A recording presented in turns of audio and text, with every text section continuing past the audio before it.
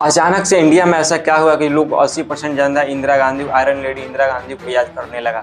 और उस time PM Modi हमारे कमजोर पड़ गए। जो अभी वही पीएम मोदी जो इंडिया के 80% जनता पीएम मोदी को चुनती थी, वहीं 80% जनता इंदिरा गांधी को आज याद करने लगा। और 1971 को जंग को भी याद दिलाने लगा कि वहीं इंदिरा गांधी जो 93,000 सैनिकों को सरेंडर किया था और पाकिस्तान को 2 भागों में बांट दिया था।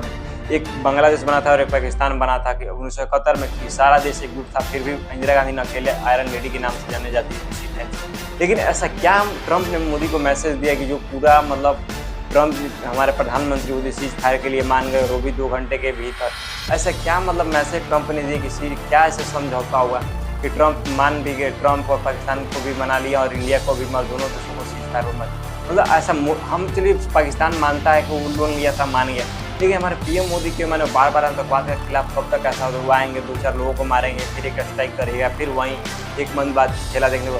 लेकिन हमारे इंडिया का 80% जनता चाहती थी इस बार कि नहीं, हमें पीओके वापस लिया जाए और कश्मीर के मुद्दे जो आतंकवादी टेररिस्ट है उसको जड़ से मिटा दिया जाए। पाकिस्तान को पूरी तरह से नष्ट कर दिया जाए, उसको 2 हिस्सों में फिर से बांट दिया जाए ताकि और कमजोर पड़ जाए। एक बलूचिस्तान बना दिया जाए और दूसरा पाकिस्तान बना दिया जाए। लेकिन हमारे नरेंद्र मोदी ने ऐसा क्यों नहीं किया, बस 2-4 ऑपरेशन करके और वहाँ पे उसको बंद कर दिया।